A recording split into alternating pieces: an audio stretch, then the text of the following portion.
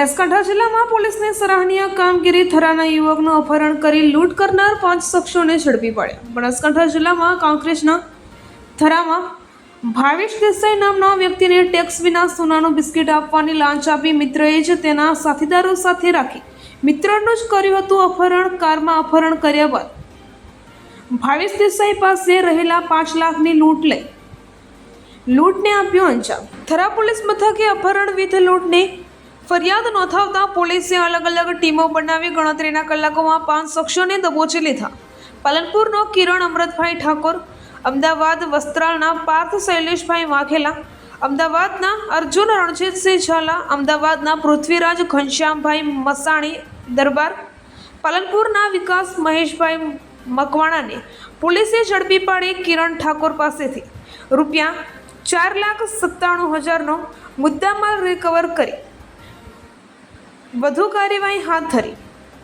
21/9/2024 રોજ થરા વિસ્તારમાં રહેતા ભાવેશભાઈ રબારીને કેટલાક અજાણ્યા ઈસમો દ્વારા સોનું સસ્તામાં આપવાની લાલચ દેખાડી અને તેમની સાથે એક ચીટિંગ કરવામાં આવે છે કે જેમાં આ તારીખના રોજ રાત્રે એમને એક 5 લાખ રૂપિયાનું બિસ્કિટ આપવાનું કહી અને તેમને અજાણી જગ્યાએ બોલાવવામાં આવે છે, જ્યાં આ 5 જેટલા આરોપીએ તેમને સ્વિફ્ટ ગાડીમાં બેસાડી અને રાધનપુર તરફ ભગાડી જાય છે, જે તેમની પાસેથી પૈસા લઈ અને ત્યારબાદ તેમને છોડી મૂકવામાં આવે છે અને એ લોકો નાસી છૂટે છે।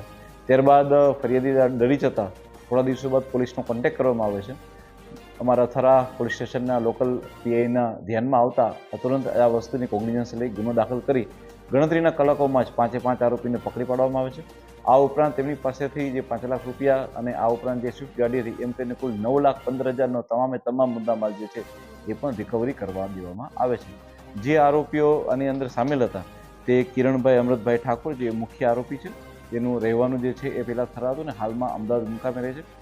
એ સિવાય પાર્થ શૈલેષભાઈ વાઘેલા, અર્જુનસિંહ ઝાલા, પૃથ્વીરાજ મસાણી એ લોકો બી અમદાવાદ ખાતે રહે છે અને વિકાસ મહેશભાઈ મકવાણા કે જેઓ અહીંયા પાલનપુર રહે છે।